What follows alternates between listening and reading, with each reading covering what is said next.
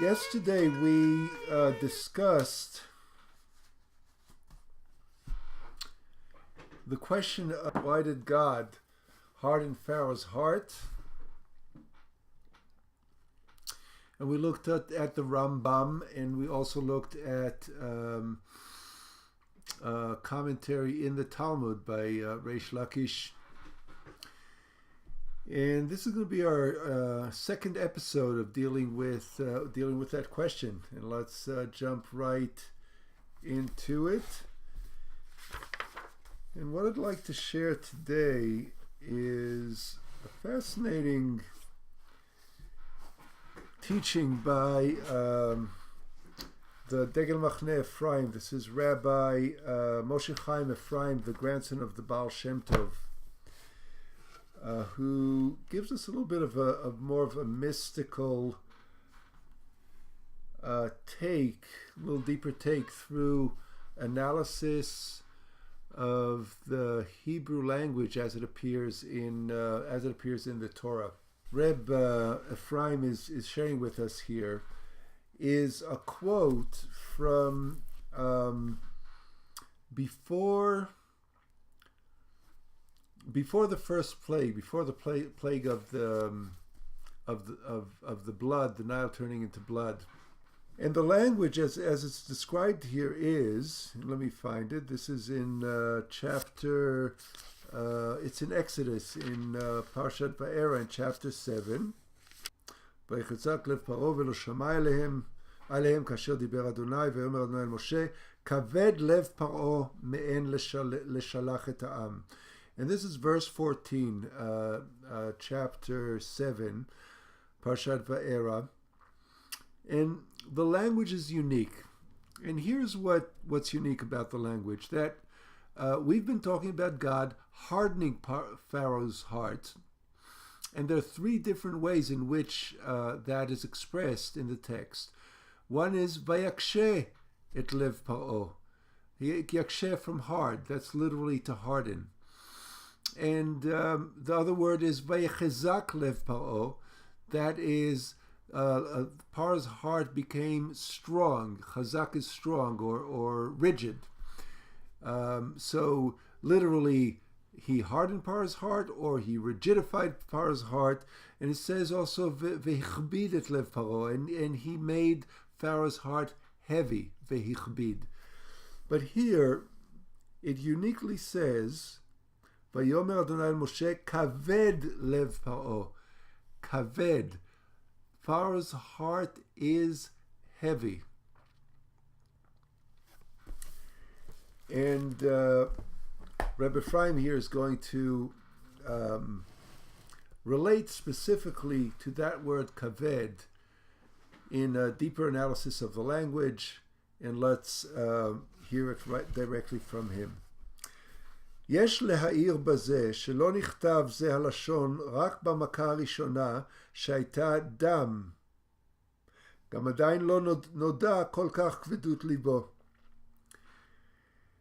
We need to comment here that the word kaved as such in this conjugation appears only once in the whole episode of the 10 plagues,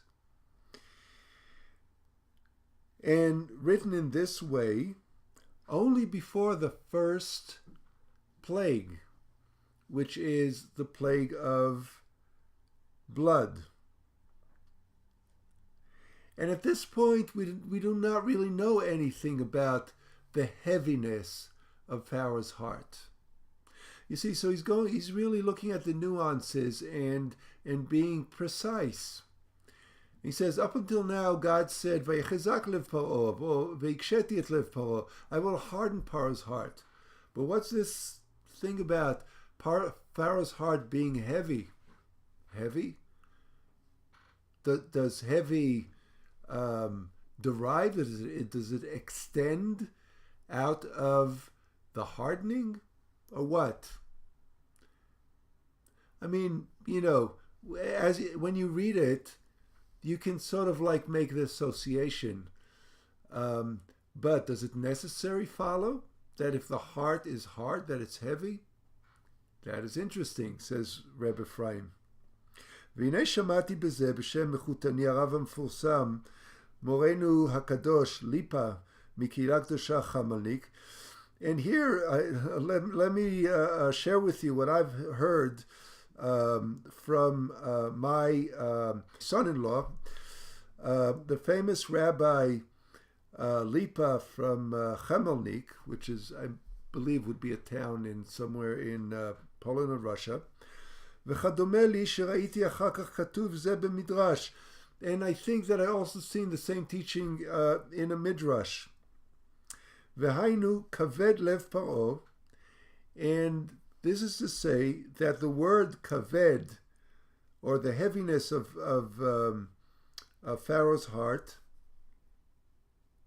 שאצל פרעה נתהפך הלב ונעשה כבד, that this refers to the fact that Pharaoh's heart changed and became kaved ad kan. Now, what is he referring to? It really is funny. The word kaved means heavy in Hebrew, but it has a synonym. In other words, it's a word that has more than one meaning. And the other meaning for kaved is liver. So he says, don't read it as Pharaoh's heart becomes heavy. No, read it as Pharaoh's heart turned into his liver. His heart turned into a liver. Let's continue. This becomes much more interesting. והנה ידוע זה שמאיתו לא תצא הרעות חס וחלילה. And it is known that from him, capital H, him meaning God, or from the Holy One, from the Blessed One, לא תצא הרעות. There are no hardships that come from God, God forbid. וכל רעה שבא חס וחלילה לאדם, in any trouble, apropos plagues, that come upon a person, God forbid, העוון עצמו הוא מייסרו. It is the wrongdoing itself that is causing the suffering. וגמול ידיו יעשה לו, תייסרך רעתך. It is the doing of your own hands that will bring upon you suffering. The suffering is your own misdeed. ותמוגגנו ביד עוונותינו חס וחלילה. And you will, this is a quote from Jeremiah, and you will wrap us with our own wrongdoings, God forbid. So he gives us a textual reference that God does not actually bring any suffering upon us. God really just wraps us up with the error, with the mistake, with the wrongdoing, with the evil choice that we have chosen to engage with. God just wraps us in our own doing. ולכך בוודאי מעין הפגם והרע שעשה הוא העונש. And he basically has reiterated the same idea, and therefore the misdeed, the misconceived act, is in and of itself the punishment that we receive for doing it. וזה יש לומר הטעם שהייתה מכה ראשונה, מכת דם. And that is why the first plague was the plague of blood. כי היה מעניין הפגם והחטא שלו, because it extended right from the liver. Actually, two organs that are full with blood, both the heart and the liver. And, consistent with the principle that shehara shelo, that his misdeed, Haya az shelibo na'asa kaved, that here the Pharaoh's wrongdoing, the Pharaoh's wrong choice, is that he allowed his heart to become heavy / liver. And from this wrong choice came the plague, the destruction or the disruption, in the way of makat dam, in the way of the plague of blood, which is as if everything has become like a liver soaked with blood. V'yesh lomar al derech halatza, and one can say in sort of in a joking way, shezeu sheramzu chazal. This is what the sages in the Midrash have already taught us. Mimakat dam heshiru bnei Israel. He's quoting a Midrash that I'm not actually familiar with in detail, but it's in Shmot Rabbah, chapter 9, verse 10. Apparently, the Chazal, the Midrashist is saying the following: Mimakat dam eshiru bnei Israel. From the plague of blood, the people of Israel became rich. Ki yadua shekol hamakot haya naguf v'rafu, naguf lamitzrim v'rafu leIsrael. Because it is well known that all the plagues had two aspects to them. One is the aspect of the plague itself, which is naguf, and the aspect of healing, which is rafu. It was a plague for the Egyptians, but it was a healing for the people of Israel.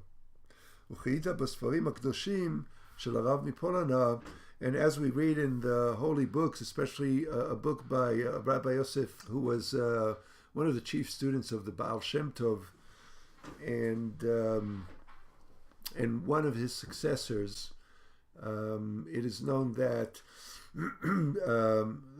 Yosef of Polonoi was the successor in terms of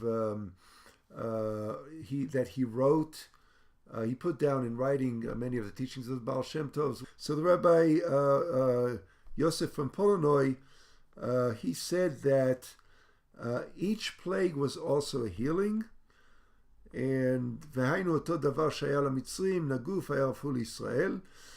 So it worked in both ways. It was a correction and a healing for the Israelites, while it was it functioned as a plague and a punishment or a message to an affliction, an afflictive message for the Egyptians.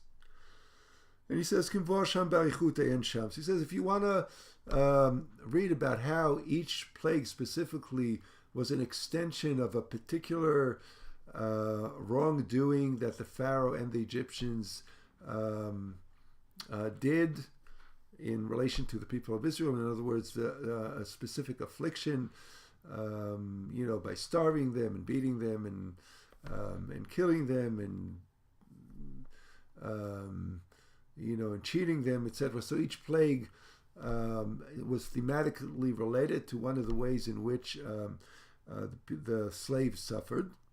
But if you want to know those details, go and read the commentary, the teaching by Rabbi Yosef of Polonoi.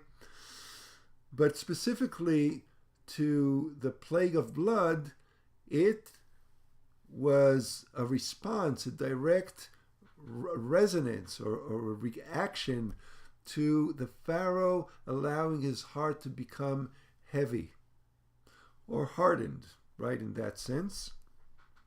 V'nei kan haya lamitzrim makah mikaved makat adam. Again, he's reiterating the blood of the liver or the heaviness. And the word, now, if you look at the word dam or damim, damim is the plural of dam. So there are two meanings. The meaning of damim is money. Dam means blood. Damim means coins or currency.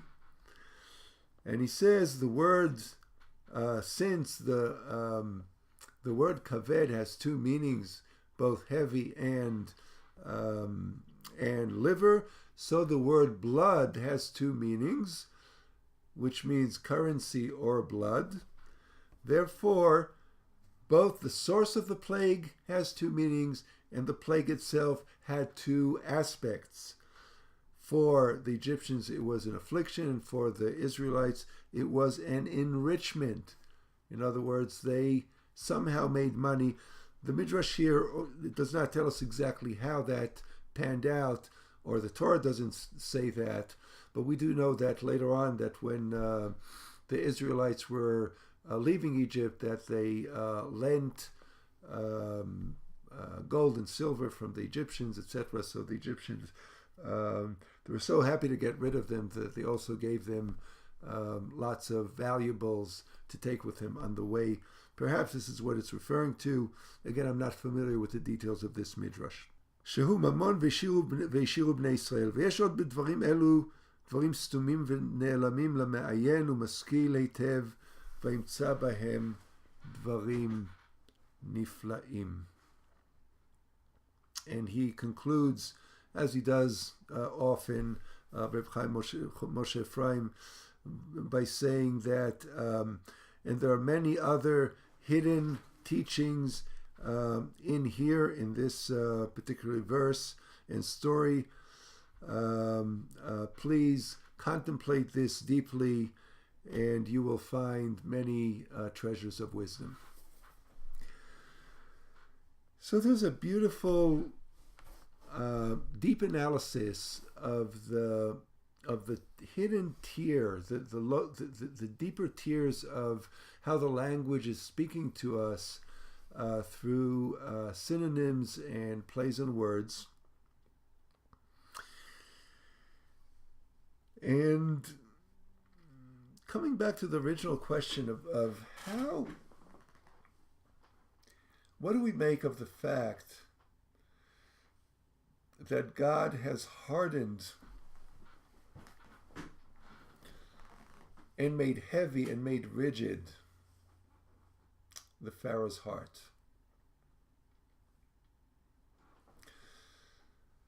So I think it's instructive that the number of plagues that the Pharaoh and the Egyptians, the Mitzrayim, need to go through are 10. And those 10 plagues correspond to the 10 Sephirot, to the 10 mystical attributes that are at the foundation of the structure of reality according to Kabbalistic teaching. Anything in reality as we know it is constructed with a deeper architecture of 10 Sephirot, 10 attributes, or 10 energy centers. And for the Pharaoh's process of becoming aware, coming to terms with, acknowledging, wrestling with the plight of the Israelites as they are pleading with him to be released from slavery, and coming to terms with his own difficulty to let them go, the heaviness of his heart. Remember that for the first 5 plagues, the Pharaoh, God is not hardening the Pharaoh's heart. The Pharaoh himself is hardening his heart, is making his heart heavy, is making his heart closed. It is his choice for each one of the 5 first plagues. The Pharaoh has a choice to settle the issue, to let them go. But he's making a different choice. He's making a choice to keep processing, and in a way to keep wrapping himself up in the cocoon of his oppressive attitude. And then starting with the 6th plague, then God, as the language goes, will be vayechezak. God is rigidifying Pharaoh's heart. And as Rebbe Ephraim teaches, That means that God is wrapping the Pharaoh with the same energy that he had chosen to put out. And the plot is thickening, the barrier is thickening, the cocoon of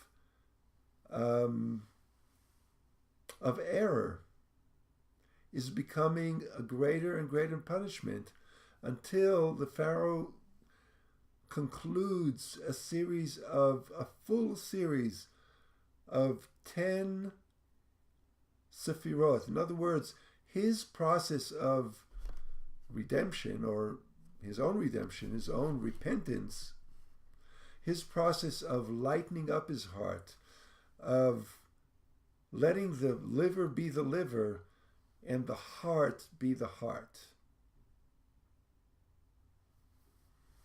That concludes after 10 plagues. And that is the moment when things can shift in the cosmos, in the architecture, such that Pharaoh can say, go. And the people of Israel, remember that each plague is an affliction to the Pharaoh and a healing, a gift, a correction, a piece of redemptive forthcoming or forth moving. Then after 10 plagues, the affliction process and the teshuvah process is complete for the Pharaoh, and the redemption and healing process is complete for the Israelites, and they can part ways. Let's take that internally. How is this a message for us? How do I turn my heart into liver? How do I take pure blood and allow it to become contaminated blood, which is the function of the liver, right? The blood that is in the liver is contaminated and the liver is filtering and purifying. How in my life do I confuse the purity of my heart, the life-giving blood that's in my heart that is pumped forward into the body with nutrients, and through succumbing to heaviness, mistake or replace the pure nurturing blood with contaminated and toxic blood.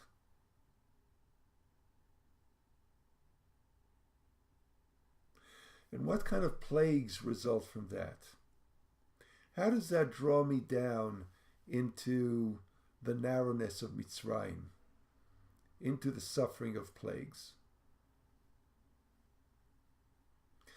And how, therefore, in my life, and when I say my, I'm inviting you into the I, the personal consideration. How can I take blood that appears as a plague? And what's a plague? A plague is a message, right? Suffering so often is a language, is a broadcast from my body, from my circumstances, from my life, to me, to you, that something needs to change. That the blood of the plague, the condition of the hardship, needs to be transformed, because damim, the other side of blood, of damim, is richness, abundance, sustenance, prosperity. So is God hardening the Pharaoh's heart, or is God gifting the Pharaoh with the fullness of the message, with all 10 Sephirot, with the entire generative journey, the entire full generative journey, from all the way from Keter down to Malchut, through all 10 Sephirot, to the fullness of the creation of a new reality, a reality of teshuvah, a reality that comes back to connection to the divine, the reality that steps out of the limitations of the ego, of the me, of the selfness, of the chaos of the Pharaoh. It is derived from the root parua or para, which means wild or chaotic. And the Pharaoh is transformed, is letting go of something so he can find what's deeper, what's underneath Pharaoh.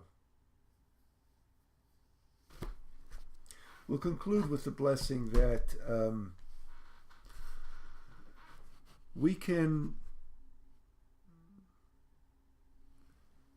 transform our own sense of victimhood, of our heart being hardened, of our life circumstances being rigidified, of our suffering from something that happens to us to something that is speaking to us and pointing us toward the mistakes that we have made that need to be acknowledged and need to be let go. As we let go of our errors, as we change, as we name the addictions that have a grip over us and let those go, then we too are free.